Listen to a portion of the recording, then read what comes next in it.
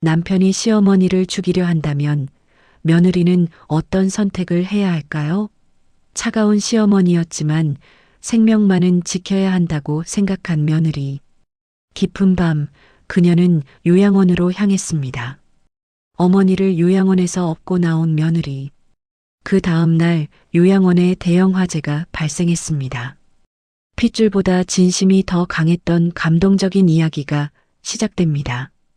오늘 주제가 마음에 드신다면 구독과 좋아요를 눌러주세요. 더 많은 이야기를 전하는 힘이 됩니다. 요양원 3층 창가에 앉아있던 칠순의 시어머니. 김복수는 깊은 한숨을 내쉬었습니다. 하얀 병원복을 입은 몸은 말라비틀어져 있었고 한때 당당했던 어깨는 구부정하게 굽어 있었습니다. 창밖으로는 가을 단풍이 곱게 물들어 있었지만 그녀의 마음은 겨울처럼 차갑기만 했습니다. 아이고, 내가 왜 여기까지 와야 했을까? 복수는 떨리는 손으로 창틀을 어루만지며 중얼거렸습니다. 예전에는 집안의 실권자였던 그녀였습니다. 며느리에게 큰 소리치며 집안 살림을 도맡아 했던 시절이 있었습니다. 하지만 지금은 모든 것이 달라졌습니다. 아들 민수는 가끔 들러 서류에 서명만 하고 떠났습니다. 어머니, 건강하세요. 바빠서 자주 못 와도 이해해 주세요. 그렇게 말하며 등을 돌리는 아들의 뒷모습은 점점 낯설어져 갔습니다. 며느리 영희마저도 한두 번 얼굴을 보였을 뿐 늘 바쁘다며 피했습니다. 복수는 과거를 떠올렸습니다. 며느리가 처음 집에 왔을 때 그녀에게 얼마나 엄하게 굴었는지 기억이 났습니다. 시어머니 모시는 게 며느리 도리야. 그것도 모르고 시집 왔나? 그런 말들을 서슴없이 던졌던 자신이 부끄러워졌습니다. 요양원 복도에서는 다른 어르신들의 웃음소리가 들려왔습니다. 가족들이 면회 온 모습을 보면서 복순의 가슴은 더욱 아려왔습니다. 저 사람들은 참 복이 많네. 혼잣말을 하며 고개를 떨구었습니다. 간병인 아주머니가 다가와 말을 걸었습니다. 복순 어머님, 오늘 기분이 안 좋아 보이시네요. 뭔가 걱정거리라도 있으세요? 복수는 쓴웃음을 지으며 고개를 저었습니다. 아니야, 그냥 좀 허전할 뿐이야. 저녁 시간이 되자 요양원은 조용해졌습니다. 복수는 침대에 누워 천장을 바라보며 생각에 잠겼습니다. 평생 가족을 위해 살아왔다고 생각했는데 정작 자신이 이런 처지가 되니 아무도 곁에 있지 않았습니다. 창밖으로 달빛이 비쳐들었지만 복순의 마음을 비춰주지는 못했습니다. 그녀는 알지 못했습니다. 곧 닥쳐올 운명의 소용돌이가 그녀조차 상상하지 못할 만큼 거대할 것이라는 것을 말입니다. 며칠 후 화요일 오후 복순의 병실은 평소와 다름없이 조용했습니다. 그런데 복도에서 낮은 목소리로 대화하는 소리가 들려왔습니다. 복수는 귀를 기울였습니다. 보험은 다 정리됐습니까? 혹시라도 문제 생기면 곤란합니다. 아들 민수의 목소리였습니다. 복수는 가슴이 두근거렸습니다. 무슨 보험 이야기를 하는 걸까요? 안심하십시오. 불만 없을 겁니다. 모든 게 자연스럽게 처리될 테니까요. 요양원 원장의 목소리가 이어졌습니다. 그 말투에는 묘한 확신이 담겨 있었습니다. 복수는 문틈으로 몰래 내다봤습니다. 민수가 두꺼운 봉투를 원장에게 건네는 모습이 보였습니다. 그럼 언제쯤이면? 민수의 말이 중간에 끊어졌습니다. 다음 주 정도면 충분할 겁니다. 걱정 마세요. 원장이 봉투를 재킷 안주머니에 넣으며 말했습니다. 두 사람의 표정은 진지했고 뭔가 은밀한 거래가 오가는 듯 했습니다. 그때 복도 반대편에서 며느리 영희가 걸어오고 있었습니다. 민수와 원장은 서둘러 대화를 마무리했습니다. 그럼 연락드리겠습니다. 원장이 고개를 숙이며 사라졌습니다. 영희는 남편의 뒷모습을 바라보며 걸음을 멈췄습니다. 방금 전 대화의 일부가 그녀의 귀에 들어왔던 것입니다. 보험, 자연스럽게 처리, 다음 주 정도라는 단어들이 머릿속에서 맴돌았습니다. 여보, 뭐 하고 있었어요? 영희가 다가가며 물었습니다. 민수는 당황한 듯 몸을 돌렸습니다. 아, 그냥 어머니 치료비 관련해서 이야기한 거야. 별거 아니야. 하지만 영희는 남편의 표정에서 뭔가 어색함을 느꼈습니다. 평소와 다른 긴장감이 역력했습니다. 치료비요? 보험으로 다 처리되는 거 아니었나요? 응, 맞아. 그런데 추가로 필요한 게 있어서 민수의 대답은 얼버무리는 듯 했습니다. 그는 서둘러 화제를 돌렸습니다. 어머니 안부나 묻고 가자. 오랜만에 왔는데. 영희는 고개를 끄덕였지만 마음 한구석에는 의문이 남았습니다. 방금 전 들은 대화가 단순한 치료비 상담이었을까요? 뭔가 석연치 않은 기운이 감돌았습니다. 병실로 들어가자 복순이 창가에 앉아 있었습니다. 어머니, 안녕하세요. 영희가 인사를 건넸습니다.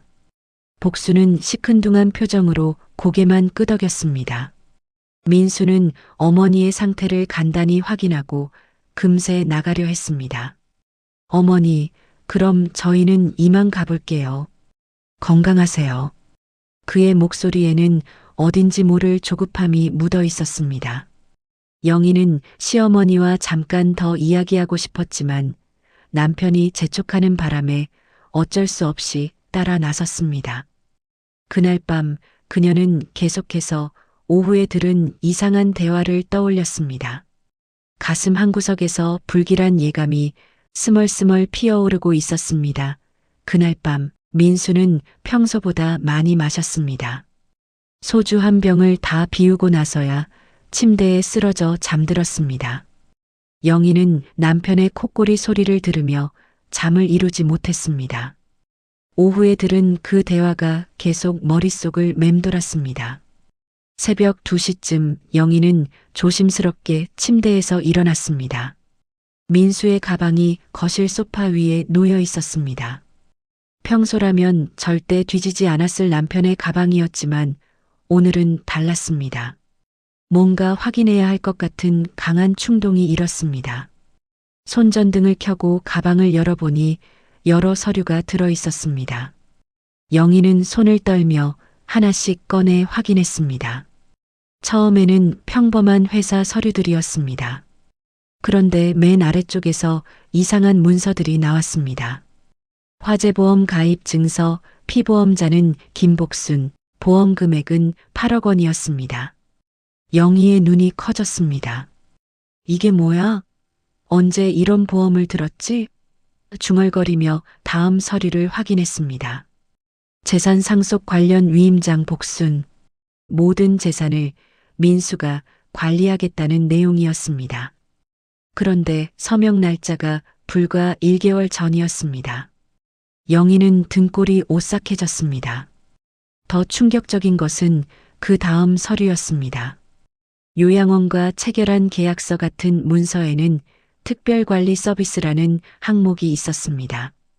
그 옆에는 손으로 쓴 메모가 있었습니다. 11월 15일 예정, 화재 사고로 처리라고 적혀 있었습니다. 이게 대체 뭐야? 영희의 목소리가 떨렸습니다. 오늘이 11월 12일이었습니다. 불과 사흘 후였습니다. 손에 든 서류가 무너져 내렸습니다. 영희는 화장실로 달려가 구역질을 했습니다. 머릿속이 하얗게 변했습니다. 설마 그런 일이. 하지만 서류는 명백했습니다. 남편이 시어머니의 죽음을 계획하고 있다는 것을 보여주는 증거였습니다. 가방을 다시 원래대로 정리하며 영희의 손은 계속 떨렸습니다. 침실로 돌아와 민수의 잠든 얼굴을 바라봤습니다. 평소에는 다정해 보이던 남편의 얼굴이 이제는 낯설고 무서워 보였습니다. 당신이 정말 그런 생각을 하고 있는 거예요? 영희는 작은 목소리로 중얼거렸습니다. 눈물이 뺨을 타고 흘러내렸습니다. 시어머니와 사이가 좋지 않았던 것은 사실이지만 그래도 그분은 가족입니다. 새벽이 되어서야 영희는 결심을 굳혔습니다. 이대로 가만히 있을 수는 없었습니다. 시어머니를 구해야 했습니다. 하지만 어떻게 해야 할지 막막했습니다. 경찰에 신고할 수도 없었습니다. 아직 범죄가 일어나지 않았고 남편은 여전히 그녀의 가족이었습니다. 영희는 창밖을 바라보며 생각에 잠겼습니다. 시어머니의 얼굴이 떠올랐습니다. 요양원에서 외롭게 앉아있던 그 모습이 가슴을 아프게 했습니다. 어머니만은 제가 지켜야 해요. 영희의 다짐이 새벽 공기 속에 스며들었습니다. 다음 날부터 영희는 잠을 제대로 이루지 못했습니다. 며칠 전 발견한 그 끔찍한 서류들이 머릿속에서 떠나지 않았습니다. 민수는 아무렇지 않게 웃으며 일상을 보냈지만 그 미소가 이제는 섬뜩하게 느껴졌습니다. 여보, 오늘 회사 일찍 끝나면 어머니 한번 뵈러 갈까? 민수가 아침 식사를 하며 말했습니다. 영희는 손에 든 젓가락이 덜덜 떨렸습니다. 그 말 속에 숨겨진 의미를 생각하니 소름이 돋았습니다. 그래요. 어머니께서 좋아하실 거예요. 영희는 겨우 대답했습니다. 목소리가 떨리지 않도록 애쓰며 차를 마셨습니다. 민수는 영희의 이상한 반응을 눈치채지 못한 듯 신문을 읽기 시작했습니다. 영희는 화장실에 가서 울었습니다. 설마 어머니를 말로 하기도 끔찍한 생각이었습니다.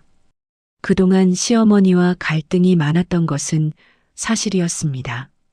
처음 이 집에 왔을 때 복수는 영희에게 무척 까다로웠습니다. 며느리가 시어머니한테 그런 식으로 대답하는 게 어디 있어? 반찬은 왜 이렇게 짜게 했니? 청소도 제대로 못하면서 시집은 왜 왔어? 그런 말들을 수없이 들어야 했습니다. 하지만 시간이 지나면서 영희는 시어머니를 이해하게 되었습니다. 평생 가족을 위해 희생하며 살아온 여성이었습니다. 자식들이 커서 독립하고 남편마저 먼저 세상을 떠나자 외로움에 쌓여 있었던 것입니다. 그래도 그분은 우리 가족이야. 영희는 눈물을 닦으며 중얼거렸습니다. 아무리 갈등이 있었다 해도 이런 식으로 끝날 수는 없었습니다. 생명을 해치려는 계획이라니 상상만 해도 끔찍했습니다. 점심시간에 영희는 요양원에 전화를 걸었습니다. 어머니 상태는 어떠신가요? 복순 어머님은 건강하세요. 다만 요즘 좀 우울해하시는 것 같아요. 가족분들이 자주 안 오셔서. 간병인의 말에 영희의 가슴이 더욱 아팠습니다. 저녁이 되자 민수가 정말로 요양원에 가자고 했습니다. 오늘 어머니 상태 확인하고 와야겠어. 원장님이 연락하신 일도 있고. 그 말을 들은 영희는 온몸에 소름이 돋았습니다. 요양원에서 복순을 만났을 때 영희는 평소보다 더 다정하게 대했습니다. 어머니, 요즘 어떠세요? 뭔가 필요한 거 있으시면 말씀해 주세요. 복수는 며느리의 갑작스러운 친절에 어리둥절했습니다. 너, 왜 갑자기 그러니? 복순이 의아해하며 물었습니다. 영희는 울먹이는 목소리로 대답했습니다. 그냥 어머니가 걱정되어서요. 민수는 원장실에서 잠깐 나와 이야기를 나눴습니다. 영희는 그 시간 동안 복순의 손을 꼭 잡고 있었습니다. 어머니, 왜 그러니 얘야? 복순이 영희의 손을 어루만지며 물었습니다. 집으로 돌아오는 길에 영희는 결심을 굳혔습니다. 내일이 11월 14일이었습니다. 하루 남았습니다. 더 이상 망설일 시간이 없었습니다. 어머니만은 제가 지켜내야 해요. 영희의 마음속에서 용기가 솟아올랐습니다. 11월 14일 밤 11시 영희는 침실에서 민수의 잠든 모습을 확인했습니다. 깊게 잠들어 있는 것을 확인한 후 조심스럽게 침대에서 일어났습니다. 가슴이 두근거렸지만 더 이상 망설일 수 없었습니다. 옷장에서 두꺼운 코트를 꺼내 입고 현관에서 운동화를 신었습니다. 자동차 열쇠를 들고 나가려다가 소음 때문에 들킬까봐 걸어가기로 했습니다. 요양원까지는 걸어서 30분 거리였습니다. 깊은 밤 거리는 고요했습니다. 가로등 불빛만이 영희의 발걸음을 비춰주었습니다. 걸으면서도 계속 뒤를 돌아봤습니다. 혹시 누군가 따라오는 건 아닌지 확인하면서 말입니다. 요양원에 도착하니 건물은 조용했습니다. 야간 근무자 한 명만이 1층 데스크에 앉아 있었습니다. 영희는 건물 뒤편으로 돌아가 비상계단을 이용했습니다. 다행히 문이 열려 있었습니다. 3층 복도는 어둠에 잠겨 있었습니다. 영희는 핸드폰 손전등을 켜고 조심스럽게 복순의 방으로 향했습니다. 발걸음 소리가 날까봐 발끝으로 걸었습니다. 간병인들이 순찰을 도는 시간을 피해 움직여야 했습니다. 복순의 병실 문을 살며시 열고 들어갔습니다. 침대에 누워있던 복순이 눈을 떴습니다. 누구야? 놀란 목소리로 물었습니다. 영희는 손가락을 입에 대며 조용히 하라는 신호를 보냈습니다. 어머니, 저예요. 영희예요. 작은 목소리로 말했습니다. 복수는 더욱 놀란 표정을 지었습니다. 너, 왜 이런 밤에 왔니? 무슨 일이야? 묻지 마세요. 지금 당장 나가셔야 합니다. 영희는 복순의 옷을 챙기며 급하게 말했습니다. 복순은 영문을 모르겠다는 표정으로 멍하니 앉아 있었습니다. 뭔 소리야? 갑자기 왜 이러는 거야? 복순이 당황하며 물었습니다. 영희는 복순의 팔을 잡으며 일으켜 세웠습니다. 지금 설명할 시간이 없어요. 일단 따라와 주세요. 복순은 몸이 불편해 혼자서는 걷기 어려웠습니다. 영희는 복순을 부축하다가 결국 등에 업기로 했습니다. 어머니, 죄송해요. 잠깐만 참아주세요.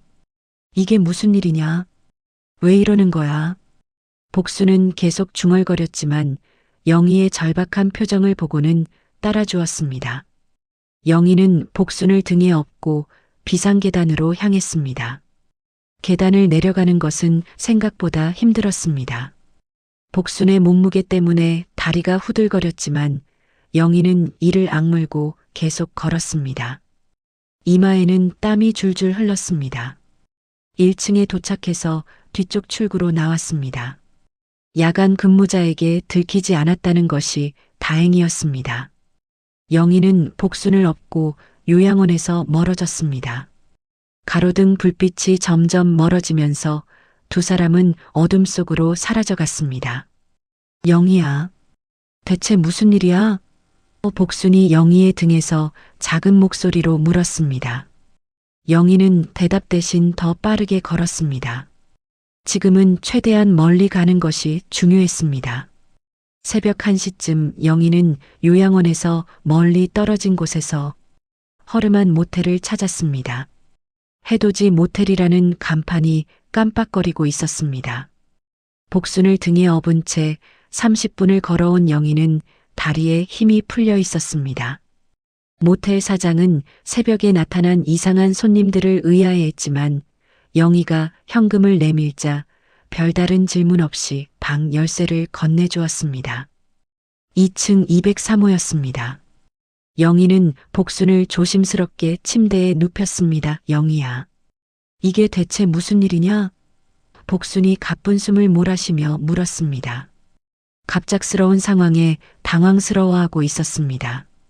왜 갑자기 요양원에서 나와야 하는 거야? 영희는 복순에게 이불을 덮어주며 고개를 숙였습니다. 어머니, 죄송해요.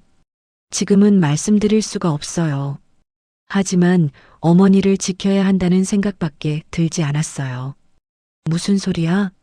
누가 날 왜 해친다는 거야? 복순의 목소리에는 불안함이 섞여 있었습니다. 영희는 대답하지 못하고 입술만 떨었습니다. 남편의 계획을 어떻게 말할 수 있겠습니까? 복수는 영희의 표정을 자세히 살펴봤습니다. 평소와는 완전히 다른 모습이었습니다. 얼굴은 창백했고 눈가는 빨갛게 부어 있었습니다. 무엇인가 심각한 일이 일어났다는 것을 직감할 수 있었습니다. 영희야, 너 울었구나. 무슨 일인지 말해보렴. 복순이 영희의 손을 잡으며 말했습니다. 그동안 차갑기만 했던 시어머니의 손길이 따뜻하게 느껴졌습니다. 영희는 복도로 나가 벽에 기대 앉았습니다. 핸드폰을 확인하니 민수에게서 몇 통의 부재중 전화가 와 있었습니다. 아마 자신이 없어진 것을 발견했을 것입니다. 손이 떨려 전화를 받을 수가 없었습니다. 모텔 복도는 음침하고 냄새도 좋지 않았습니다. 하지만 지금으로서는 이곳이 가장 안전한 곳이었습니다. 영희는 무릎을 끌어안고 앉아 생각에 잠겼습니다. 이제 어떻게 해야 할까요? 새벽 3시가 넘어서야 복순이 잠들었습니다. 영희는 방 안을 들여다보며 복순의 잠든 모습을 바라봤습니다. 평소보다 훨씬 평화로워 보였습니다. 요양원에서는 볼 수 없었던 편안한 표정이었습니다. 영희는 복도 끝 창가에 앉아 밖을 내다봤습니다. 도시의 불빛들이 반짝이고 있었습니다. 내가 제대로 한 일일까? 스스로에게 물어봤습니다. 하지만 후회는 없었습니다. 핸드폰이 다시 울렸습니다. 민수였습니다. 영희는 전화를 받지 않았습니다. 문자 메시지가 연달아 왔습니다. 어디 있어? 왜 안 받아? 당장 집으로 와. 메시지들은 점점 다급해졌습니다. 새벽 4시쯤 영희는 졸음이 쏟아졌지만 잠들 수 없었습니다. 복순을 지켜봐야 했습니다. 의자를 문 앞에 놓고 앉아서 밤을 새웠습니다. 혹시 모를 상황에 대비해야 했습니다. 새벽 공기가 차가웠지만 영희의 마음은 조금씩 따뜻해지고 있었습니다. 비록 어려운 상황이지만 시어머니를 지켜낸다는 생각에 뿌듯함을 느꼈습니다. 곧 운명의 소식이 들려올 것이라는 것을 아직은 모른 채로 말입니다. 새벽 6시 모텔방의 오래된 텔레비전에서 아침 뉴스가 흘러나왔습니다. 영희는 복순이 깨지 않도록 소리를 작게 줄이고 뉴스를 보고 있었습니다. 그런데 갑자기 긴급 속보가 화면에 떴습니다. 속보입니다. 오늘 새벽 4시경 서구 요양원에서 대형 화재가 발생했습니다. 아나운서의 목소리가 엄숙하게 울려 퍼졌습니다. 영희는 가슴이 철렁 내려앉았습니다. 바로 복순이 있던 그 요양원이었습니다.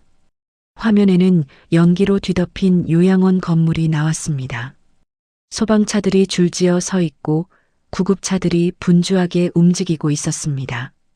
현재까지 사망자 3명, 부상자 15명이 발생한 것으로 확인됐습니다. 영희는 손으로 입을 막았습니다. 만약 어젯밤 복순을 데리고 나오지 않았다면 상상만 해도 끔찍했습니다. 텔레비전 소리에 복순이 깨어났습니다. 무슨 소리가 나네? 복순이 일어나며 중얼거렸습니다. 영희는 급하게 텔레비전을 끄려 했지만 복순이 이미 화면을 보고 있었습니다. 저게 우리 요양원 아니야? 복순은 눈을 비비며 다시 화면을 자세히 봤습니다. 분명히 자신이 지내던 그 건물이었습니다. 영희야, 저게 정말 우리 요양원이야? 목소리가 떨리기 시작했습니다. 영희는 말을 잃은 채 고개를 끄덕였습니다. 복수는 충격에 휩싸여 말을 하지 못했습니다. 만약 어젯밤 영희가 자신을 데리고 나오지 않았다면 자신도 그 화재에 휘말렸을 것이라는 생각이 들었습니다. 혹시 내가 이걸 알고 있었니? 복순이 영희를 돌아보며 물었습니다. 영희의 눈가가 젖어 있었습니다. 어떻게 대답해야 할지 몰랐습니다. 남편의 계획을 말할 수는 없었습니다. 텔레비전에서는 계속해서 화재 소식이 나왔습니다. 화재 원인은 아직 조사 중이지만 전기 합선으로 추정된다고 소방서 관계자가 밝혔습니다. 하지만 영희는 그것이 사고가 아니라는 것을 알고 있었습니다. 복수는 침대에 앉아 멍하니 화면을 바라봤습니다. 내 친구들이, 같이 지내던 할머니들이, 목소리가 메말라갔습니다. 평소 함께 이야기를 나누던 분들의 얼굴이 떠올랐습니다. 영희는 복순 옆에 앉아 어깨를 감쌌습니다. 어머니, 정말 다행이에요. 어머니라도 무사해서. 영희의 목소리도 떨렸습니다. 실제로 일어날 줄은 몰랐던 일이었습니다. 복수는 영희를 돌아보며 천천히 물었습니다. 영희야, 너 정말 우연히 나를 데리고 나온 거야? 그 질문에 영희는 대답할 수 없었습니다. 눈물만 뚝뚝 떨어졌습니다. 그제야 복수는 모든 것을 깨달았습니다. 영희의 갑작스러운 행동, 밤중에 자신을 데리고 나온 것, 그리고 바로 다음 날 일어난 화재까지 모든 것이 우연일 수는 없었습니다. 내가 날 구해준 거구나. 복순의 목소리가 작아졌습니다. 그동안 며느리에게 냉정하게 대했던 자신이 부끄러워졌습니다. 정작 위험한 순간에 자신을 지켜준 것은 바로 그 며느리였습니다. 두 사람의 관계는 그 순간 완전히 새로운 국면으로 접어들었습니다. 더 이상 시어머니와 며느리가 아니라 서로를 이해하고 의지하는 가족이 된 것입니다. 오전 9시쯤 영희의 핸드폰이 요란하게 울렸습니다.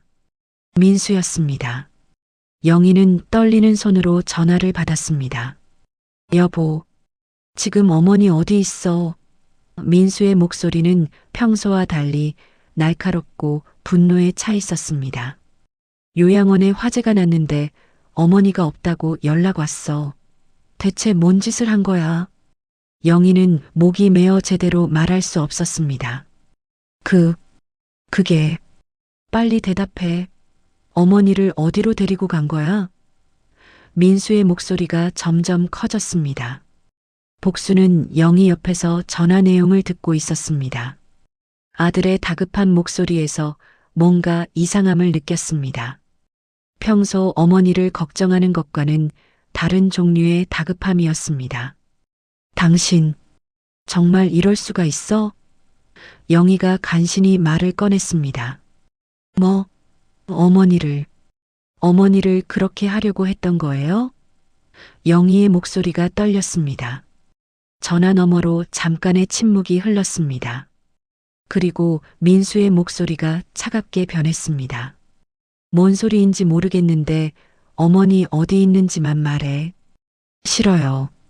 절대 말 안 해요. 영희가 단호하게 대답했습니다. 복수는 며느리의 용기 있는 모습에 놀랐습니다. 평소 조용했던 영희가 남편에게 이렇게 맞서는 것은 처음 봤습니다. 입 다물고 내 말 들어. 아니면 너도 끝장이야. 민수의 협박에 영희는 더욱 분노했습니다. 당신이 끝장이에요. 어떻게 어머니한테 그런 생각을 할 수 있어요? 야, 너 지금 뭔 소리 하는 거야? 증거라도 있어? 민수의 목소리에서 당황함이 엿보였습니다. 당신 가방에 있던 서류 다 봤어요. 화재보험, 상속 서류, 그리고 그 메모까지. 복수는 전화 내용을 들으며 점점 진실을 깨달아갔습니다. 자신의 아들이 자신의 죽음을 계획했다는 것을 믿을 수 없었습니다. 온몸에 소름이 돋았습니다. 그런 것들이 뭐가 문제야?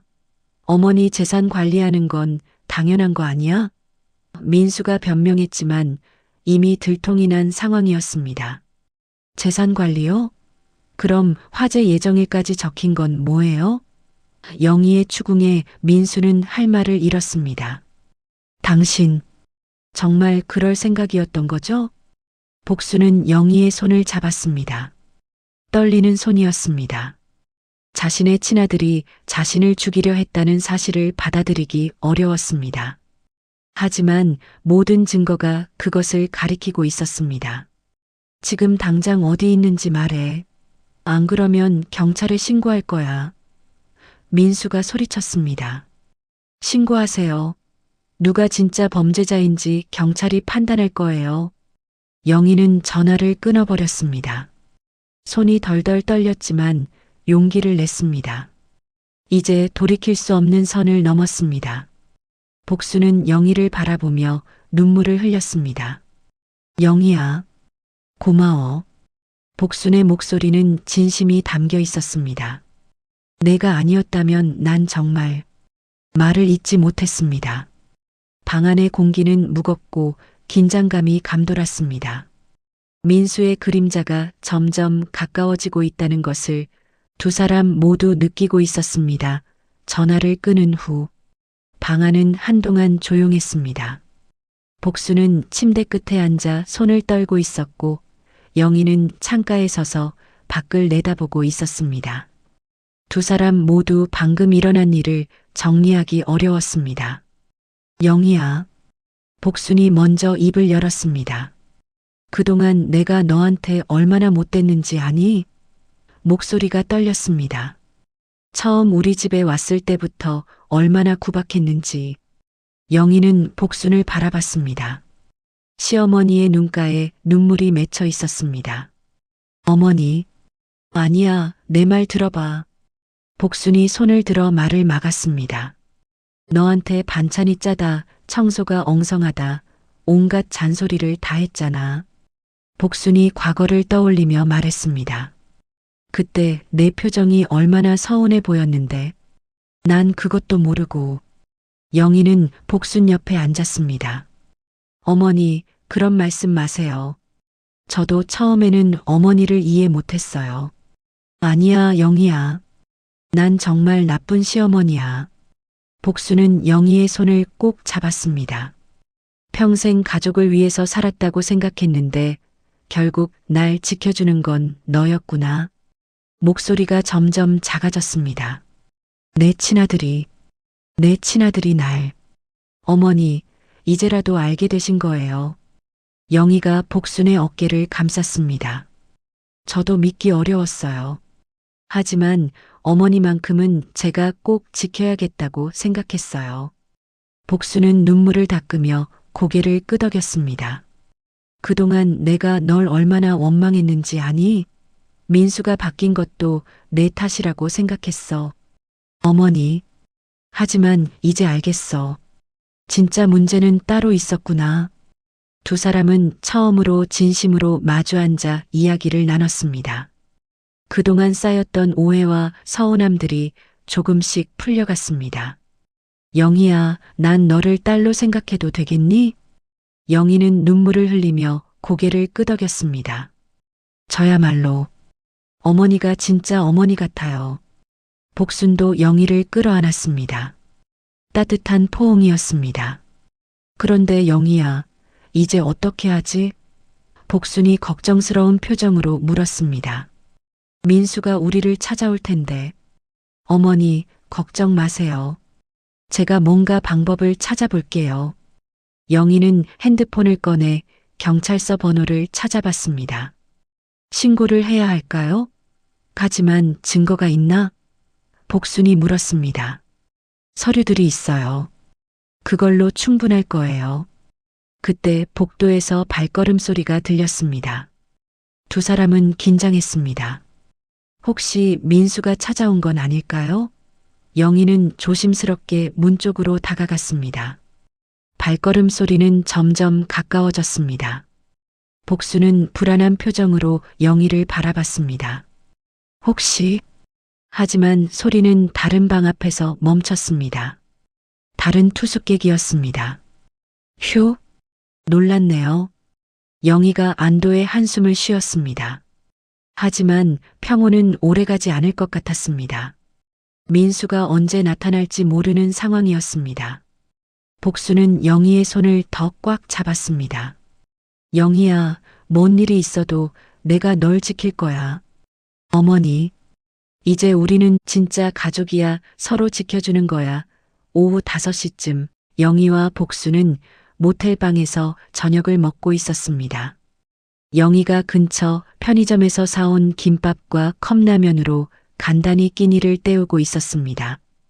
그런데 갑자기 복도에서 거친 발걸음 소리가 들렸습니다. 쿵쿵쿵. 누군가 계단을 뛰어 올라오는 소리였습니다. 영희와 복수는 동시에 긴장했습니다. 발걸음은 점점 그들이 있는 203호 쪽으로 다가왔습니다. 영희야, 어디 있어? 민수의 목소리가 복도에 울려 퍼졌습니다. 문을 하나씩 두드리며 찾고 있는 것 같았습니다. 나와. 당장 나와. 영희는 복순을 침대 구석으로 밀어넣고 자신은 문 앞에 섰습니다. 심장이 쿵쾅거렸습니다. 복수는 공포에 질린 표정으로 영희를 바라봤습니다. 쾅! 갑자기 203호 문이 거칠게 열렸습니다. 민수가 분노에 찬 얼굴로 들어섰습니다. 손에는 라이터와 휴대용 기름통이 들려 있었습니다. 모텔 사장에게 돈을 주고 마스터키를 받은 것 같았습니다. 둘 다 여기 있었군. 민수의 눈빛은 광기에 차 있었습니다. 어머니, 오랜만이네요. 복수는 두려움에 떨며 몸을 웅크렸습니다. 자신의 아들이지만 이제는 완전히 다른 사람 같았습니다. 당신, 정말 미쳤어요. 영희가 민수 앞을 막아서며 소리쳤습니다. 어머니한테서 떨어져요. 나 미쳤다고? 내 계획을 망친 건 누구야?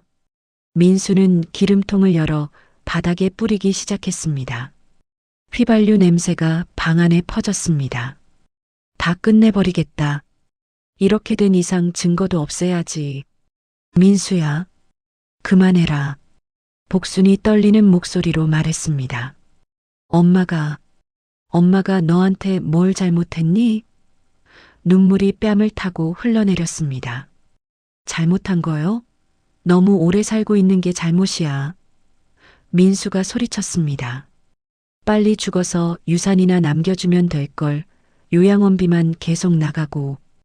영희는 민수에게 달려들어 기름통을 빼앗으려 했습니다. 당신은 이미 선을 넘었어. 그만둬. 하지만 민수는 영희를 밀쳐냈습니다. 영희는 벽에 부딪혀 쓰러졌습니다. 영희야. 복순이 걱정스럽게 소리쳤습니다. 영희는 일어나려 했지만 허리가 아팠습니다. 민수는 라이터를 꺼내 들었습니다. 이제 정말 끝이야. 모텔 화재로 처리하면 완벽해. 민수의 얼굴에는 차가운 미소가 떠올랐습니다. 어머니, 저승에서 아버지한테 안부 전해드려요. 복수는 절망적인 표정으로 아들을 바라봤습니다. 민수야, 너 정말 내 아들이니? 목소리가 끊어질 듯 했습니다. 내가 너를 어떻게 키웠는데? 민수는 라이터 불을 켰습니다. 작은 불빛이 어둠 속에서 위험하게 흔들렸습니다. 이제 그런 건 중요하지 않아요. 돈이 전부야.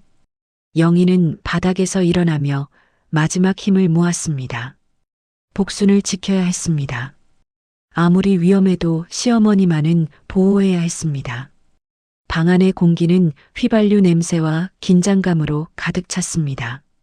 민수가 라이터를 바닥으로 떨어뜨리려는 순간 영희가 온 힘을 다해 그에게 달려들었습니다. 안 돼. 두 사람은 얽혀서 바닥에 넘어졌습니다.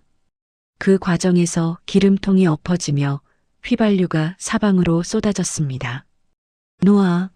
놓으라고. 민수가 영희의 팔을 뿌리치려 했습니다. 하지만 영희는 필사적으로 라이터를 빼앗으려 했습니다. 몸싸움을 하던 중 라이터가 바닥으로 떨어졌습니다. 순간 작은 불꽃이 휘발유에 닿았습니다. 훅 하며 불길이 일어났습니다. 불은 순식간에 방 안 곳곳으로 번져갔습니다. 복순이 비명을 질렀습니다. 어머니. 영희가 복순 쪽으로 뛰어갔습니다. 민수는 갑작스러운 화재에 당황하며 출구를 찾아 헤매었습니다. 이럴 줄 몰랐는데. 그는 문 쪽으로 달려갔습니다. 불길은 점점 거세졌습니다. 모텔의 오래된 벽지와 가구들이 쉽게 타올랐습니다.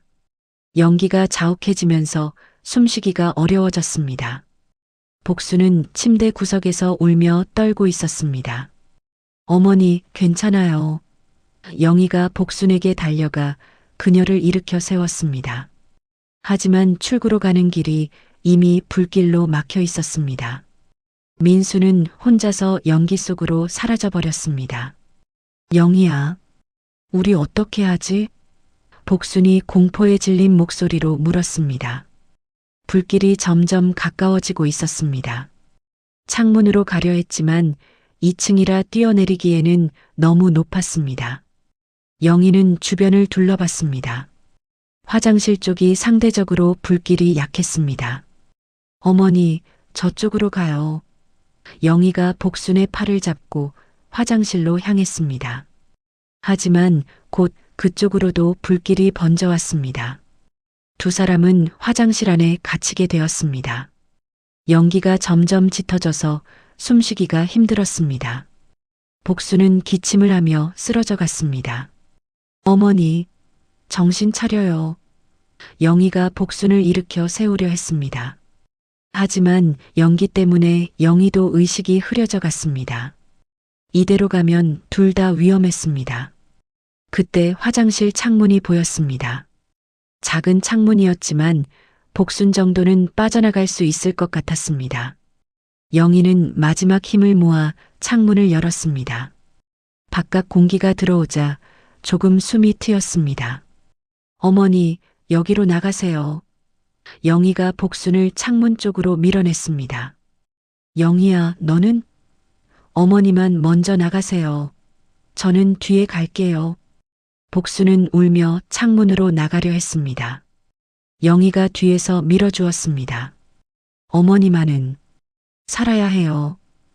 영희의 목소리는 간절했습니다. 복순이 창문을 통해 겨우 밖으로 나갔을 때 영희 쪽으로 큰 불길이 몰려왔습니다. 영희야. 복순의 절규가 모텔 밖으로 울려 퍼졌습니다. 불길이 화장실을 완전히 감쌌습니다. 밖에서 소방차 사이렌 소리가 들려왔습니다. 하지만 이미 늦은 것 같았습니다. 복수는 창문 아래에서 영희의 이름을 부르며 울부짖었습니다. 영희야, 영희야. 소방대원들이 도착했을 때 모텔은 이미 화염에 휩싸여 있었습니다. 복수는 건물 옆에서 울부짖으며 2층을 가리켰습니다. 제발, 제발 우리 며느리 좀 구해주세요. 목이 쉰 목소리로 간청했습니다. 소방대원들이 영희를 구출했을 때 그녀는 의식을 잃은 채 화상을 입고 있었습니다. 구급차가 도착하자마자 응급처치가 시작되었습니다. 복수는 구급차 뒤를 따라가며 계속 기도했습니다. 병원으로 가는 구급차 안에서 복수는 영희의 손을 꼭 잡고 있었습니다. 영희야, 제발 눈을 떠다오.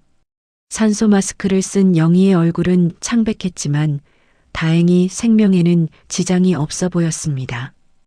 응급실에서 나온 의사는 다행스러운 소식을 전했습니다. 화상은 있지만 생명에는 지장이 없습니다. 연기를 많이 마셔서 당분간 입원해야 하지만 회복될 거예요. 복수는 안도의 눈물을 흘렸습니다. 병원 밖에서는 경찰이 민수에게 수갑을 채우고 있었습니다. 그는 모텔에서 탈출한 후 근처에서 붙잡혔습니다. 엄마, 죄송해요. 제가 미쳤었어요. 민수가 뒤를 돌아보며 울부짖었습니다.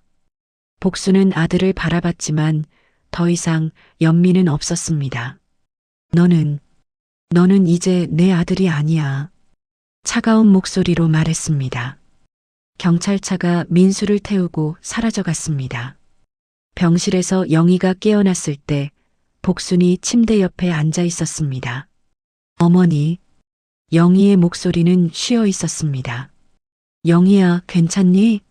많이 아프지? 복순이 영희의 손을 어루만졌습니다. 어머니가 무사하셔서 다행이에요. 영희가 미소를 지었습니다. 복수는 눈물을 흘리며 고개를 끄덕였습니다. 내가 아니었다면 난 정말. 이제 그런 얘기 그만해요. 며칠 후 영희는 퇴원할 수 있었습니다. 복순과 영희는 새로운 집을 구해 함께 살기로 했습니다. 민수의 재산은 모두 몰수되었지만 두 사람에게는 서로가 있었습니다. 영희야, 우리 이제 진짜 가족이야. 복순이 영희의 손을 잡으며 말했습니다. 네, 어머니. 저희는 서로를 지켜주는 진짜 가족이에요. 영희도 따뜻하게 미소 지었습니다. 새 집에서 차를 마시며 두 사람은 평온한 시간을 보냈습니다. 창밖으로는 따뜻한 봄 햇살이 비쳐들었습니다. 그동안의 모든 고통과 시련이 이제는 추억이 되었습니다. 세상에서 가장 소중한 건 진심이구나. 복순이 중얼거렸습니다. 핏줄보다 강한 게 바로 그 마음이야. 영희는 고개를 끄덕이며 차를 한 모금 마셨습니다. 저녁 노을이 창문을 물들릴 때 복순은 혼잣말을 했습니다. 원망 대신 큰 사랑을 준 며느리. 아니, 내 딸 영희. 이 은혜를 평생 잊지 않을 거야. 두 사람의 새로운 인생이 시작되었습니다. 이 이야기는 핏줄보다 진심이 더 강하다는 교훈을 전합니다. 복순과 영희는 서로의 진정한 가족이 되었습니다. 오늘 이야기 공감되셨다면 따뜻한 마음으로 구독과 좋아요 눌러주시고 다음 이야기에서 또 만나요. 감사합니다.